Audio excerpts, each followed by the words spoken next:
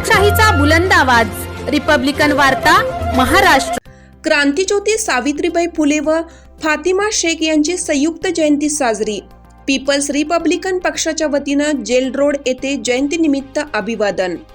People's Republican पार्टीच्या महिला आघाडीच्या वतीनं जेल रोड, नाशिक रोड या ठिकाणी माता सावित्रीबाई फुले व फातिमा शेख यांची संयुक्त जयंती साजरी करण्यात आली। या दोन्ही महान महिलांचा या ठिकाणी त्यांच्या कार्याचा गौरव करण्यात आला। त्यांच्या कार्याबद्दल सामाजिक कार्यकर्त्या फरीदा काझी, कारागृह सेवानिवृत्त DCP GK गोपाल यांच्या हस्ते प्रतिमा पूजन करून त्यांना पुष्पहार अर्पण करण्यात आला। यावेळी पक्षाचे जिल्हाध्यक्ष शशिकांत उन्हवणे, सुनीता कर्डक, अलका निकम, गयाबाई काळे, रंजना भोसले, ज्योती अहिरे, निर्मला सोनावणे, मालनबाई समदूर, रीटा बारसे, मीरा कांबळे, अनिता कर्डक, रोशनी बन्सी, रेखा म्हरसाळे, लक्ष्मी गडगडे, अनिता शिंदे, शोभा वाघ, हिराबाई अहिरे, मुक्ता कुऱ्हाडे, वैशाली अहिरे, कोकिळा जगताप, मीना पगारे, नवनाथ कातकाडे, जावेद शेख, दिनेश पवार, अभिज शेख, बिलाल शेख, मुबीन खान, रमेश पाईकराव, नवनाथ माने, भारत कर्डक आदी पुरुष व महिला पदाधिकारी कार्यकर्ते यावेळी उपस्थित होते।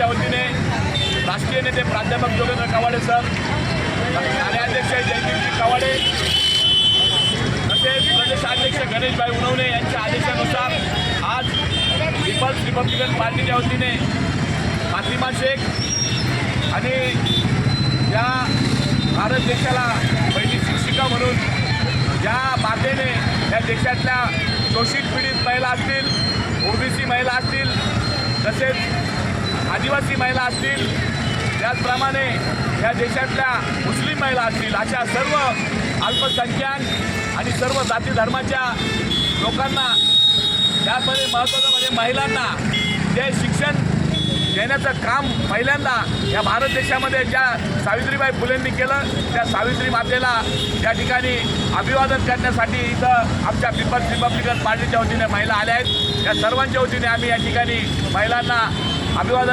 सावित्री मातेला अभिवादन करतो।